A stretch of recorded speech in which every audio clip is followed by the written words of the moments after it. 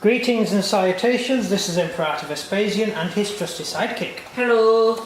Today we're going to be taking a look at Travis for our Alamo project. We made a few of the characters from the Alamo saga. The Iliad, the Texan Iliad. One of the greatest points of American history, most important points of American history. It's a point where the Americans actually dug in and said, "We don't like Texans." And it's been a running theme ever since, really. Not quite the beginning. Especially now. Yeah, not quite the beginning of the American-Mexican War, but it certainly led to the inflaming of that situation, which ended up with America basically conquering most of Mexican territory, including California, and all those areas. California was Mexican? Yeah, it was captured off the Americans captured it. So basically the Mexicans was in the war. A large portion of American territory was actually originally Mexican. So, yeah. Anyway, this is Travis. You've seen before, we've already done Bowie and Jim Bowie and David Crockett. We both spoke in unison then, it is strange. Yes, it is. And this is Travis. This is Travis here. He's actually an American Civil War Confederate officer with an interesting hat, and his pistol arm is actually out of the Project Z box set. It's a nice zombie as well, yeah. So he's got a zombie arm. So it's risen from the dead already, yeah. Yeah. His arm there is actually a Napoleonic arm. Right then, this guy's got even more customisations than me. Yeah, he's got a Napoleonic arm, but the rifle is from the Confederate box set. So anything else? No, he's taken quite a bit of converting, this guy. There's actually quite a bit of work's gone into him. He looks like a 1920s gangster. And the like sword... Al Capone. He looks like Al Capone. He does. The sword, which you can see there, is from the Napoleonic box set as well. Just here next to him, he's fighting against a Mexican guard soldier, a grenadier soldier. And just here is one of the New Orleans Greys. Yeah, one of the New Orleans Greys, who were nominally under his command. So that's it. That's the guy himself. He did actually have a really posh, shiny uniform, which had made him look a little bit more like a Mexican. Unfortunately, it hadn't been posted by the time he died. So that uniform will be knocking around somewhere, probably on eBay. In a museum. Yeah, he never actually got to wear it. So he would have been wearing his own jacket, which he would probably have got hold of something in the uniform colour. Civilian trousers, civilian hat, basically. That's what he's wearing. But he's looking a little bit more like a soldier. Because he was a soldier. Oh no, he didn't start out as a soldier, he became an actual real soldier during the siege, I think. That's what made him. Otherwise he would have been known as a bit of an idiot, really. I mean, people didn't really like him. No. Well, I don't know, I think they did at the end. In the end, because his speech. He wasn't very popular at the beginning. He managed to wangle himself a commission through blagging, basically, and he had been a big supporter of the rebellion before the rebellion. He was part of another rebellion earlier on, and he went to prison for it, but they let him out on the understanding that he wouldn't do it again. But then he did. Yeah. So that. But this time he died, so it didn't cost him much money to put in prison. Yeah, so it put him in good stead with the rebels. That he'd already been a bit of a fire eater already, and so that got him his commission as a colonel. Then got sent to the Alamo. Had he won at the Alamo, he would have probably got a promotion and been quite a big figure in not only Texan history, but possibly even Mexican history. American history. But back then, everybody thought he was a pompous. He was a bit of an idiot. You wouldn't like him today if you met him. He cheated on his wife, dumped his wife, left her in loads of debt, fled the country, was a bit of a scam artist. Everyone has to be a scam artist these days, though. Even Crockett was. Yeah, he did land fraud, wasn't it? Wasn't it that one of the things? Was, I don't know what it is, but I knew he did it before. I think he was selling marks. The Texan government, because no one really lived in Texas at the time, the Mexican government offered land grants to people in Texas. So if you move to Texas, you get free land. And there was some sort of fraud that was going on with that. I don't think Travis was involved in that. I think that was more Crockett's sort of thing. But yeah, he was a senator after all, and we know how dodgy they are. I mean, God, you think America's got it bad. We've got members of parliament, MPs. And as was. They're really dodgy. Try and get an MP to actually tell the truth. It's really dodgy. Also, when they're telling lies, they go, yes. When they're telling the truth,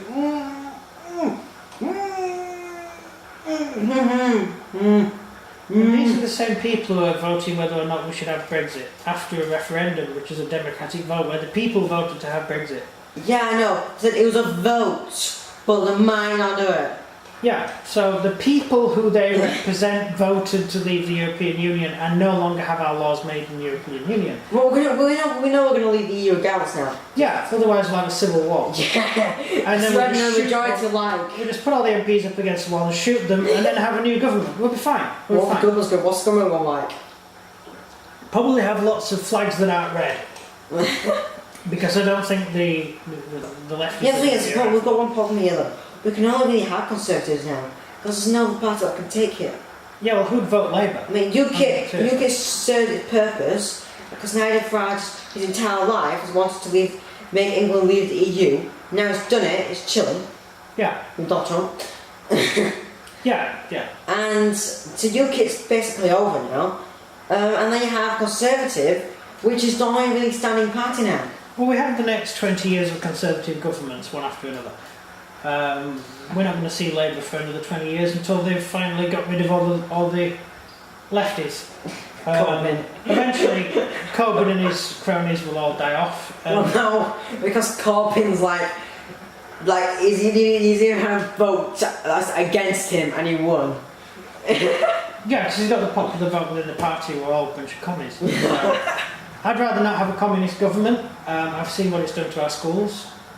I think we need a good 20 years to get rid of the stupid teachers, and then we can have a decent country. I'm not really sure long run. I don't know. I don't know how much immigration is going to affect things in the long run. Not for the north anyway, which is why we're not living there anymore. Anyway, Travis was originally sent to the Alamo to do what? To defend it. No, it was to take the guns and run off. Was it? Yeah. Just like Crockett. He was supposed to raise the fort. Instead he decided to defend it. Why? It was a very defendable position. He didn't think he would actually have to fight because there would be a big American army arriving soon. That was true. Yeah, and I think he was probably right. Had he not been wrong? Well, no, it wasn't wrong. They just did one of the they couldn't get the cans up the hill, so they gave in. Yeah, that's true. And went back home. Yeah. So. And let the Alamo defenders get murdered. And Travis, of course, wrote one of the more famous, most patriotic letters in history. Sent it to someone. Sam Houston. Sam Houston. Who said yes, but the people around Texas wouldn't come to send troops. So his plan was to ride off next week, but he couldn't even then because not enough people were coming, so he didn't have an army. Well, so he couldn't help defend Alamo. It would have been really down to Fannin. It would have been down to Fannin's troops because Sam Houston at the time he'd left his army and he was negotiating with the Indians. So he wouldn't have been there to make a decision. So he was negotiating with the Cherokee Nation. Sam Houston said yes anyway. Yeah, he really needed to turn it around because Goliad was an absolute massacre. The American army was destroyed at Goliad. Sorry, the Texan army. The Alamo, some of the defenders of the Alamo were survivors from Goliad. The Red Rovers, the Alabama Red Rovers. That's why they wanted to stay. Yeah, they knew that they'd been murdered if they lost, so they were fighting to the death. So they knew, and they would have told everyone else in the fort, "Hey, we just fought at Goliad, and the Mexicans killed everybody." Started burning off prisoners. It was probably been what made Travis want to stay, really. Partly, I don't know. After hearing all the stories, you would.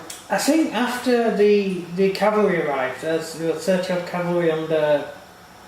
I don't know who he was, but he did ride him. And the Mexicans let him. Yeah, well, because they knew they were going to win anyway. Yeah, they fought through the Mexicans. Oh, they outran the Mexicans. Bear in mind, the American horses were twice the size of a Mexican horse. So, yeah, the American horses were way faster. The Mexicans basically rode ponies. Lancers, chasing! Yeah, they're like running around on big dogs, whereas the Americans are riding dragons, big, strong North European horses that the Americans rode. Like the American Indians, you know, in all the films, you have the American Indians on these big horses.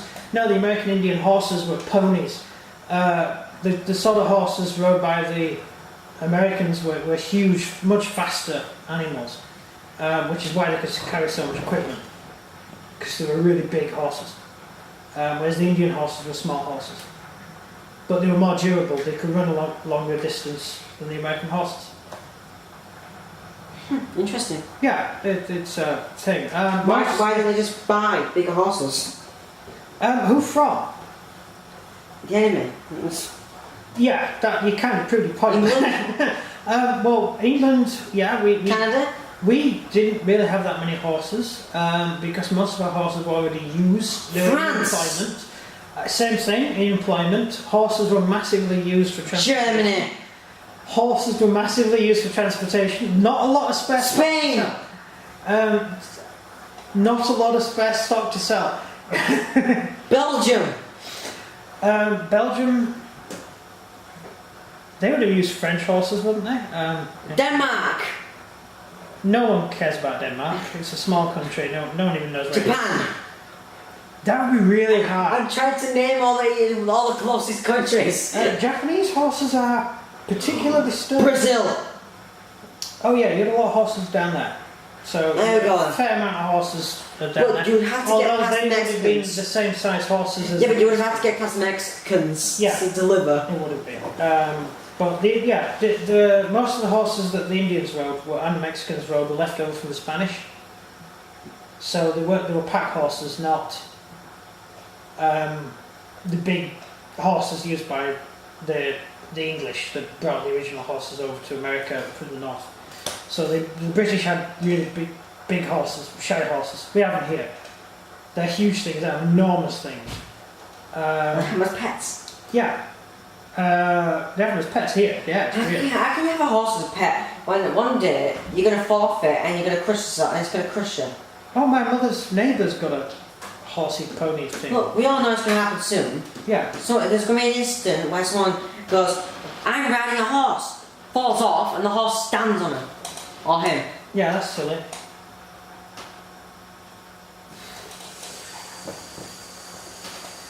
Sorry, I lost my train of thought. An idiot just walked into the room. Yeah. What's it saying? You talk about horses. Yeah. Again, horses. The Mexicans have pony horses compared to horses from England. Yeah. So the Mexicans basically had much smaller horses than the Texans, who had access to the American type horses. But that's all besides the point. I don't know how we got into the horse thing. Because I just told you the Mexicans have small horses. So the 30 cavalry ran the Mexican horses. Yeah, and then let the defenders know that they were surrounded by cavalry. Yeah. Yeah, which is how the runners actually managed to make it in and out. Because the horses would just zoom like rockets on the back of them, and the Mexicans just couldn't catch them. So there's just no point trying to.